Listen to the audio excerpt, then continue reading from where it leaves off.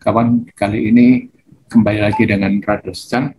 Saya akan memberikan tutorial mengenai cara perhitungan bunga pinjaman, kawan. Ya, ada 3 cara, kawan, dengan bunga tetap, dengan bunga menurun, ya, atau dengan bunga anuitas. Ini kita bahas satu-satu.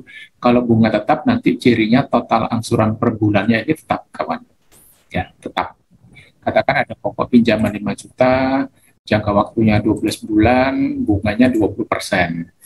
Maka untuk menghitung berapa angsuran pokok, dia tinggal berapa pinjamannya dibagi 12 bulan. Ini yang kolom C. Ya, kolom C berarti intinya C2 dibagi dengan C3 ini. Ya.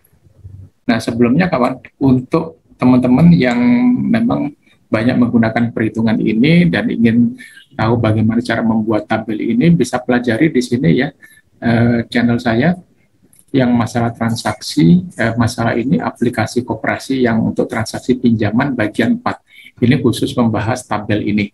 Ya, kalau ingin tahu keseluruhan, lihat di bagian pertama, masalah demonya. Untuk yang simpanan di sini, yang gambarnya seperti ini, kawan. Ya, simpanan juga ada demonya di bagian 1. Ya. Oke, kita lanjut. Jadi ini untuk perhitungan di kolom C-nya, sementara untuk bunganya, karena dia dihitung secara tetap, berarti selalu diambil dari pokok pinjaman. Berarti bunganya adalah 5 juta ini dikalikan 20%, 20% kan untuk 1 tahun dibagi dengan 12, kawan. Jadi ini formulanya.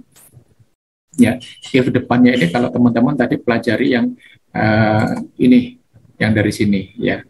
Nah, kalau perhitungan tabel langsung ini mungkin ini bisa diaplikasikan gini.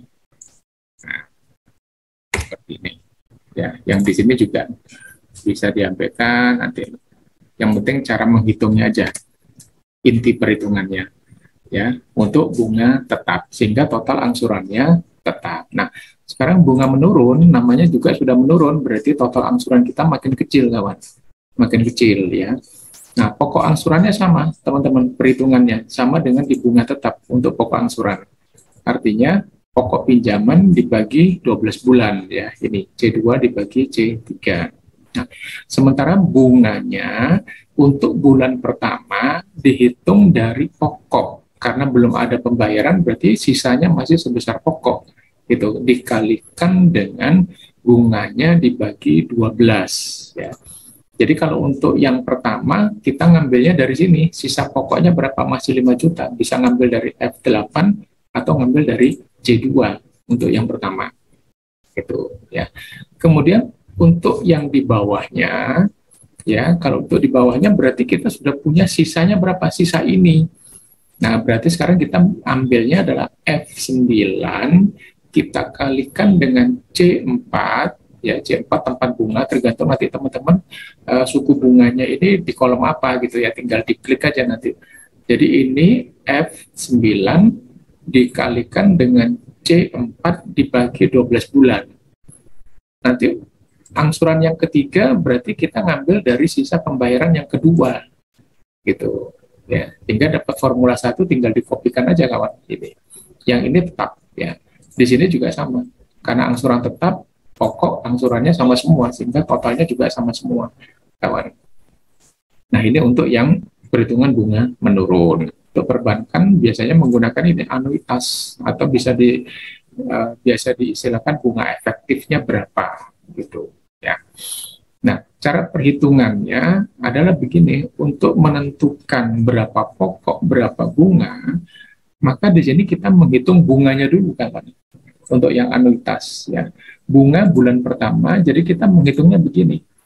Teman-teman ini bisa ya, untuk yang depan ini bisa diabaikan dulu ya. Nah, jadi bisa begini, kawan. Nah, ini hasilnya sama ya. Ya, kalau IPMT itu maksudnya adalah ini interest payment. Ini saya copy di tempat lain aja biar nggak mengganggu. Ya, di sini aja. Nah, oke. Kemudian ini kalau saya tarik ke bawah, nanti sama dengan tabel sebelah, kawan. Nah, sama ini angkanya. Cuman ini dalam pembulatan ya. Nah, ini sama. Itu. Nah, bagaimana cara perhitungannya? Ini, kawan. Cara perhitungannya ini. Ini saya buang sama dengannya. Nah, ini. Ini juga nanti sama dengan ya. Nah, ini. Jadi nanti diberikan sama dengan ya, teman-teman. Jadi perhitung bunganya untuk bunga bulan pertama itu adalah kita tulis IPMT, interest payment. Interest payment-nya itu maka kita cari ya berapa suku bunganya dulu. Ya, suku bunganya kan selalu dalam tahun. Karena kita membayar bulanan, maka suku bunga ini kita jadikan berbulan. Per bulan berarti kita bagi 12 bulan. Ya, 12 ini bukan angka 12 ini kawan ya, kebetulan jangka waktunya juga 12 sama. Nah, ini ya, kalau ini 24, ini tetap dibagi 12 bulan. Intinya kita mencari bunga per bulan ya. Jadi, min IPMT, ada min-nya kawan ya, min IPMT kurung buka, berapa bunganya dibagi 12 bulan. Kemudian titik koma, ya, kita sekarang bayar yang keberapa. Bunga ini kan dibayar reguler ya. Ya, 12 kali, ya sekarang kita bayar yang pertama, berarti angka pertama ini di kolom apa? B baris 9. Kita sekarang bayar yang pertama, jadi titik koma B9, kemudian ya kita bayar yang pertama dari berapa kali jadwal. Nah, kita punya jadwal berapa? 12 kali ada di C3. Ini B9 titik koma C3. Kemudian dari pokok berapa yang mau kita hitung? Ini ada di C2. Jadi ini formulanya. Ini. Jadi teman-teman tinggal langsung tulis saja. Nanti kalau sudah ketemu ini dikopikan ke bawah, kawan. Kopikan ke bawah, ya. Sementara untuk pokok ini kurang lebih hampir sama, kawan. Tapi bukan IPMT, kita pakai PPMT, kawan.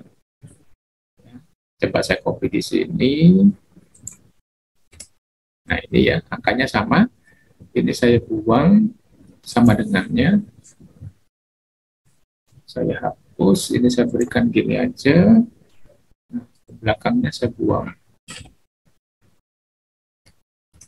Nah, ini PPMT istilahnya. Coba saya buang. Ini saya jadikan general. Oke, kalau general dia baru bisa kita. Nah, ini. Jadi ini untuk bunga, yang ini untuk pokok. Nah, pokoknya dihitung sama kawan. Teman-teman nulis bukan IPMT tapi PPMT.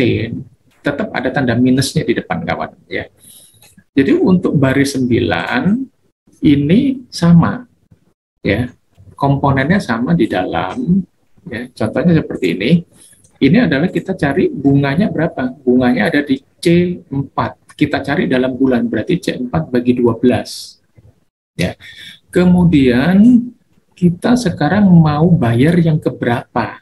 Nah, ini B12. Kita bayar yang keempat. Empatnya ada di kolom B baris 12. Ini. Kalau tadi ini baris 9 untuk angsuran yang pertama gitu ya. Nah, kemudian dari berapa angsuran totalnya? 12 ada di C3. Dari pokok berapa? 5 juta ada di C2. Jadi kurang lebih sama, kawan. Ya, tinggal menunjukkan baris mana ini ya. Kalau ini sekarang saya ambil, yang ini baris 12 bunganya. Ini saya copy, saya tempatkan di bawah. Nanti ketemunya sama, kawan. Ya. Ketemu ini ke B13 saya rubah dulu B12 supaya sama dengan yang pokok ya, ketemu 64 ini. Nah, ini supaya tidak mengganggu saya bikin general, saya buang, kemudian ini saya buang. Nah, sama kawan ya, ini untuk pokok, yang ini untuk bunga gitu ya, komponennya sama. Yang membedakan adalah IPMT dan PPMT. Kalau pokok dengan PPMT, untuk bunga dengan IPMT. Ini kurung tutupnya sekali aja. Ini ya. Di sini juga kurung tutupnya sekali aja. Nah, dengan anuitas, totalnya ini tetap kawan. Yang berubah ini, tapi cirinya adalah bunga pertama yang diterima via bank atau siapapun yang menggunakan perhitungan ini, itu yang paling besar. Makin lama dia makin kecil. Sementara karena bunga di sini besar, pokoknya dihitung yang paling kecil. Sehingga ke sini menjadi paling besar. Jadi kalau teman-teman punya pinjaman ke bank, sudah bayar lama kok turunnya kecil ya, karena memang begini anuitas efektif tuh begini, kita pokoknya dipotong kecil kawan pertama kali, tapi bunga untuk banknya diakui pertama besar ini, tapi total yang kita bayarkan tetap di sini gitu ya. Oke, sekali lagi untuk mempelajari cara pembuatan tabel bisa lihat di sini yang aplikasi koperasi simpan pinjam untuk transaksi pinjaman di bagian 4 ya. Kalau ingin melihat demonya keseluruhan di bagian 1, kemudian untuk yang simpanan juga bisa lihat demonya yang di bagian 1 ya. Oke, kawan, selamat dicoba. Mudah-mudahan mudah dimengerti.